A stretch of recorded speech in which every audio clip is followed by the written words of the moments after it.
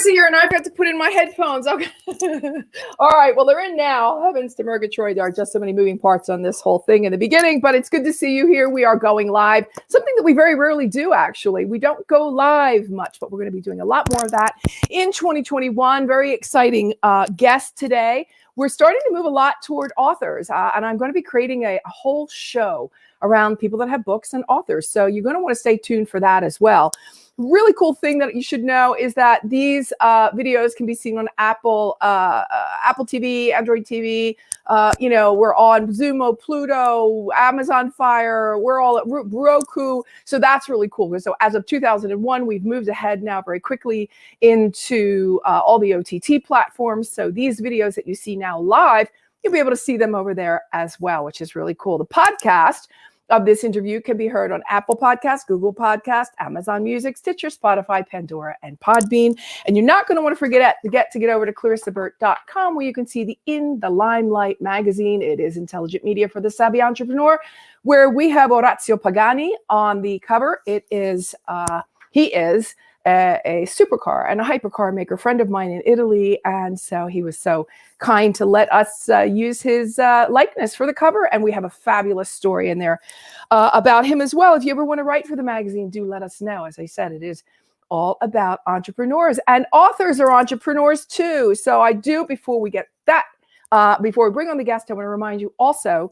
that I'm using this really new cool software for PR purposes and getting the word out and press releases and all kinds of things so that you can connect with journalists all over the world. It is called mynewsdesk.com. It is really helping me a lot with everything that I'm doing here in the Limelight. So you can put out press releases.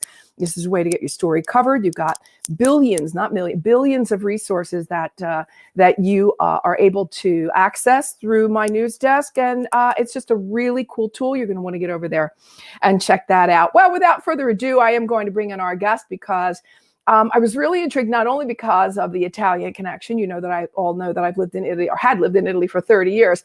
But, he's got an Italian last name, and he's lived in Italy, and he's just a superstar, I got to tell you. But I'm thrilled to have him on the show, too. There he is, Andrew Cotto. Right. Cotto meaning cooked. You are cooked, right, sir. Cotto. I am cooked. Hello, Andrew. Welcome to the show. So I want to hear... Hi there. Listen, you are an award-winning novelist, which is, I want to hear a lot more about that. You are a regular contributor to the New York Times. You have written for Parade, Men's Journal, Rolling Stone, La Cucina Italiana, go figure, The Good Man Project. I want to hear more about that too. Condé Nast Traveler, Italy Magazine, AARP, and even for Rachel Ray's magazine. You're coming to us live from Brooklyn now. Give us a little bit of an idea as to what it's like to be you. Oh, that's a great question. What it's like to be is well, these days being anybody is a little bit different, right? So, right. My life is sort of, like a lot of lives these days, sort of on an alternate track. I am basically what I feel like I'm on sabbatical. It feels like, right.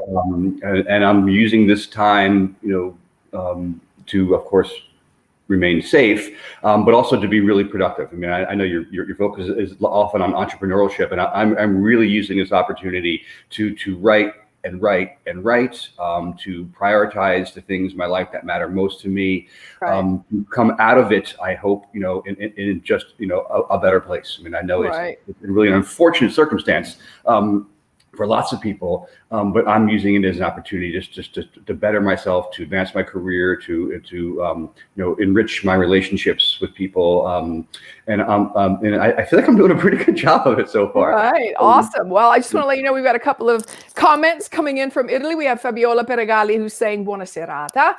We have Emilio Padovani who is saying peccato che non solo inglese. Un saluto dal web dinosauro di Sasso.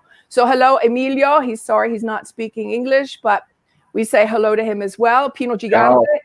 Pino Gigante has a huge kiss for me. I don't know about for you, but I'll kiss you. So it's kind of like it. I'll take it. You'll take it. So you lived in Italy. So tell us about the years that you lived in Italy and how that helped form and formulate some of the works that you did later.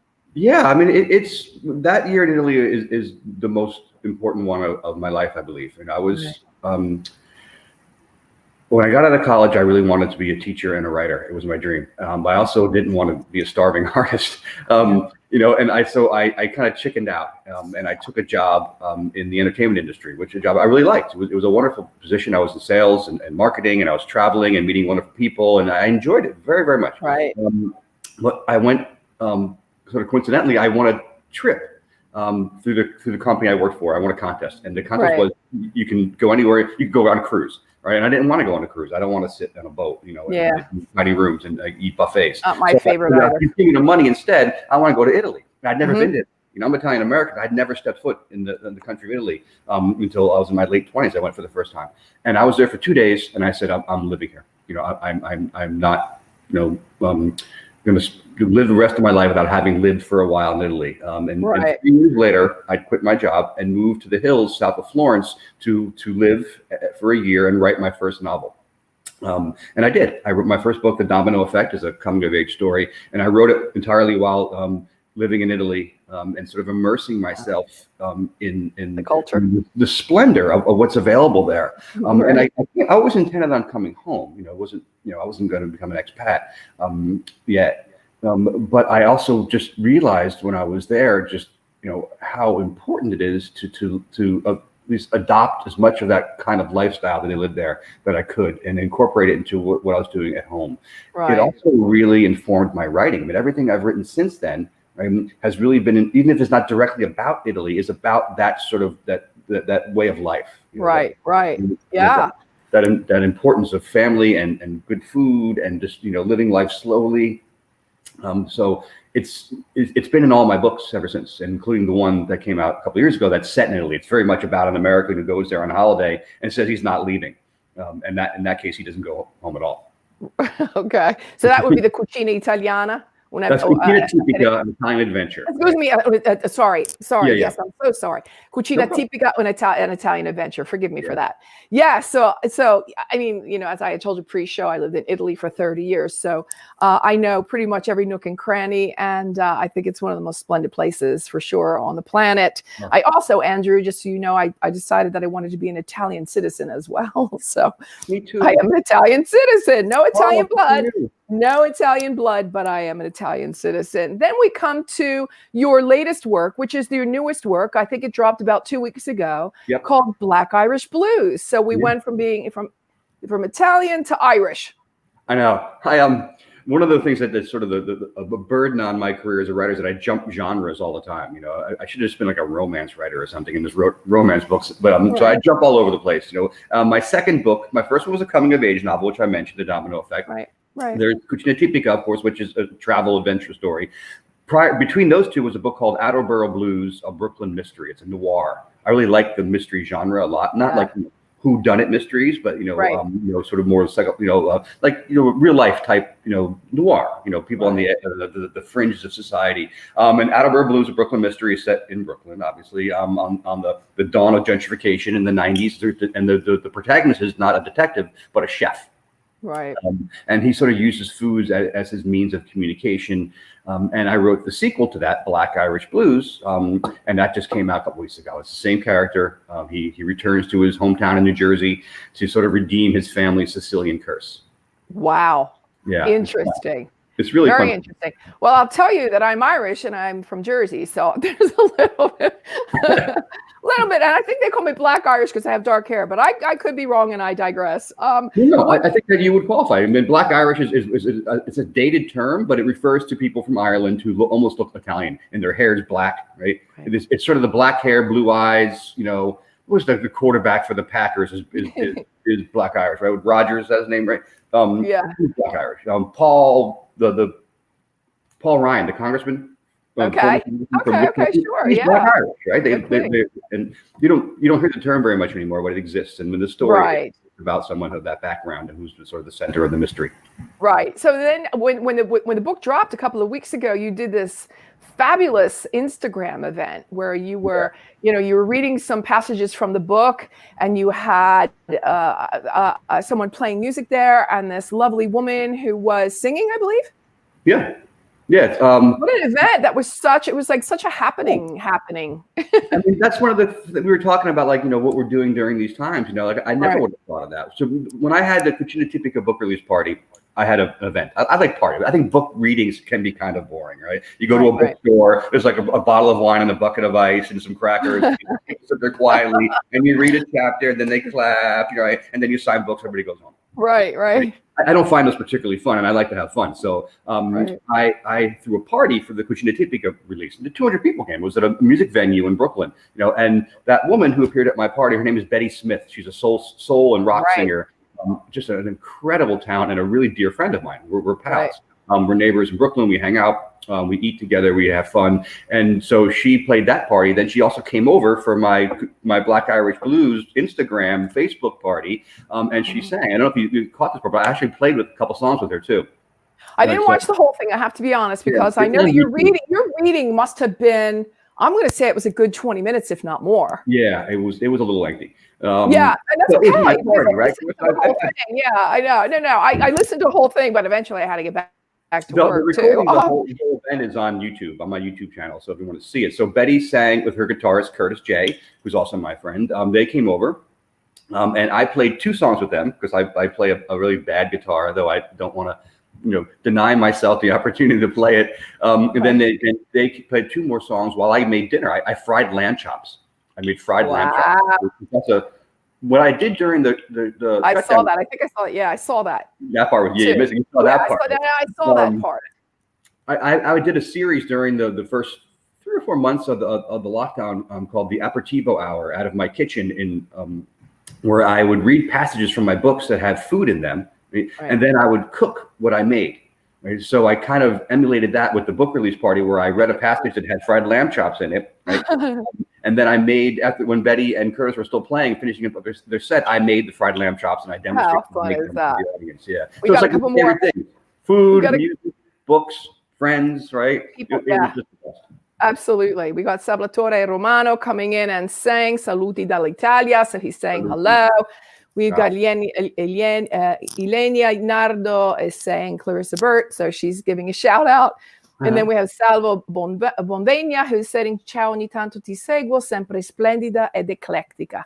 So he's saying I follow you and you're always splendid and eclectic. Well, that's interesting to know.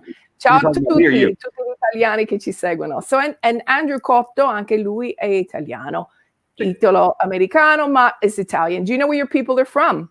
Yeah, my mother's family is from Messina in Sicily. Messina, okay. And my father's family is actually from Piemonte, from Asti. Piemonte. Wow, the whole. I know. I covered the entire. Way north and way south. I know. This is probably why I ended up in Florence, like right in the middle. Dice Carmine, parlate un po' in italiano ora. Do you speak Italian? Sì, posso parlare italiano. Dai, parliamo in italiano così gli italiani che ci seguono sono felici. Ciao Italia! Allora, Andrew sta a Brooklyn, a Brooklino, credo che si chiama Brooklino, a Brooklyn, a New York, e io sto a Phoenix in Arizona. Vi seguiamo, vi ringraziamo dell'attenzione. Parlate un po' in italiano. Ok, Carmine, sarai contento ora. Perfetto. So let's get back to English for the people in the United States as well. One thing you Saluti ad Andrew, because they're saying hello to you, Andrew. Okay. So go ahead, love. Go ahead. One thing we should tell the Italians is that one of my novels was translated into Italian. Attleboro Blues, the one I was referring to, the first in that series, my noir series, was translated into Italian by a company called Iona Editore out of Torino. So it's in Italian. I read from it on my YouTube channel. There's a passage of me reading from it out of the Italian bookstore up in Boston called I Am Books. It's in Italian. You can see me reading from it in Italian on YouTube, or you can just purchase it. It's on Amazon. Uno dei libri di Andrew è stato tradotto in italiano, è quello che si chiama Attleboro Blues. The nome italiano è Brooklyn Mystery. Brooklyn Mystery is the Brooklyn Mystery, ok. Perfetto. Ciao Clarissa, sono Vito, bravissima. Ciao Vito. Hello everybody. Okay, quindi so let's get back to you, because we could be in Italy all day with between you and myself. But I want to know what's the hardest thing about being a writer, because I'm not a writer. I'm a talker. I'm not a writer. I'll never sit down and write. In fact, I've got a book now that we got the manuscript going in 2 weeks, but I have a ghostwriter. I'm going to be really honest about that. So what does it take to be a writer? The thinking, the meditating, the writing, the correcting, the I love it, the I hate it, the process. I think I'm a talker too. I probably should have stuck to talking.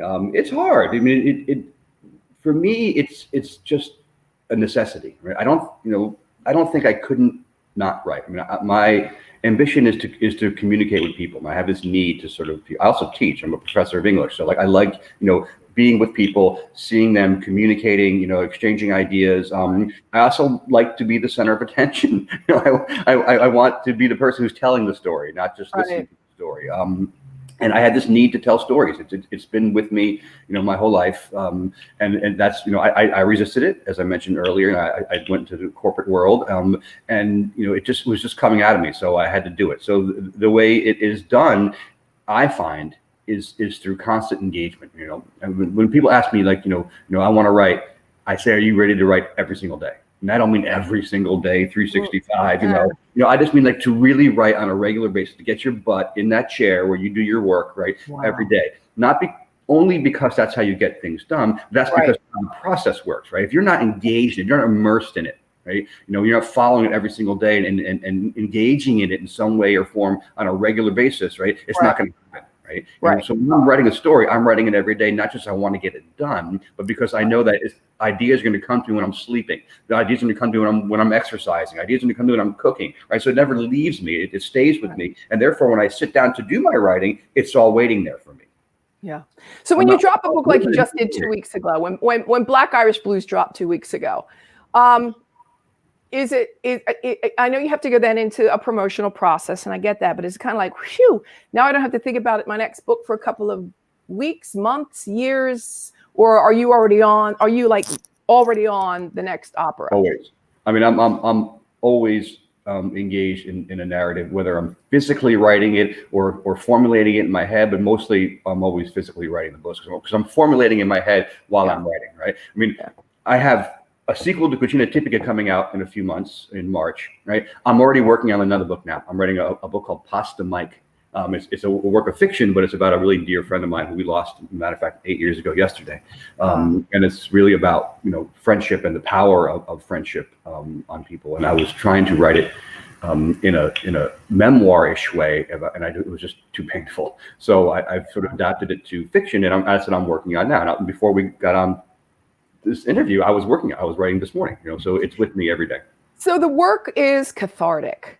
The work is, I mean, I can't imagine that there's no way that you can sit down and write and you're not pulling from things that have happened in your past, not necessarily what's happening now or what just, clicked for you last week. I'm talking about stuff, stuff that's been stuffed. I mean, I'm mining my own experiences for the parts of the story, and then I fill them in with my imagination to make them, more compelling or less revealing or what have you. Like I write fiction, right? But the fiction is very much my kind of fiction. I don't write stuff like in fantasy worlds, or in dystopian places. I write books that happen to people like us, right? In everyday life.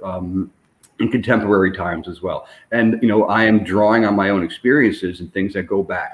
One of the things I think that allows me to be a writer, and I think every writer who ventures into this vocation agrees that they have really good memories, right? Or at least they have lots of things they remember. If they're accurate or not, I don't know. But I'm pulling from my memories, and it's funny, I'll write a story. And one of my friends was like, oh my God, I totally forgot about that. And we were like 8 when that happened. Right? And I'd be like, oh yeah, I remembered it very well. Right? I remember the way someone used to say, in Black Irish Blues, the character says, Jesus, Mary, and Joseph, which you might have heard growing up. Oh my God, my parents said that all the time. Yeah, and I feel like no one says it anymore, but I remember my friend's mother, right, saying that all the time. Like, all the time. And all the time. So it's like the smallest little details about the way people, say things or the way they comport themselves. So, that I just remember. I had this whole, collection of memories, of people, places, and things that I incorporate into my stories, and it's fun to get them out. And it is cathartic. It's nice to reflect, and to portray people that are meaningful to me. I've used my father, I've used my uncles, I've used, people, ex-girlfriends, etc. People it's fun to sort of, they're in your life for a reason, right? They're in your life for a reason. Right. And then I think it's nice that they've made an indelible impact. I mean, I still remember, the way I felt around them. Absolutely. Well, listen, we wish you all the luck with Black Irish Blues. I do want you to let everybody know how they can find you on social and where we can find the book. Yeah, I'm all over social, and I follow everybody back. I love interacting. It's been a great part of this experience. It's been building my social media base. I'm on everything: Instagram, Facebook, Twitter as Andrew Cotto, one word, ANDREWCOTTO.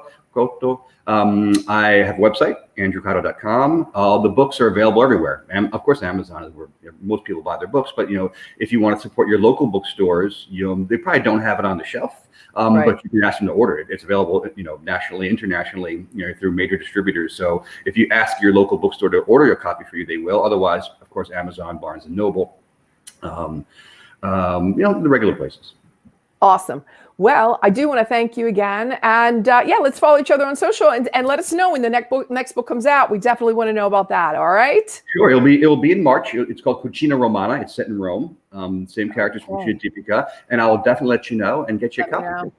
Let me know. We'll get you back on. I appreciate your time, Andrew. Thank you. We'll talk to you guys next. There's going to be some more lives coming up today, everybody. I just decided we were going to do a couple of more lives during the day. So stay tuned for that. We'll be talking to you again very soon. Andrew, again, thanks so much. Thank you.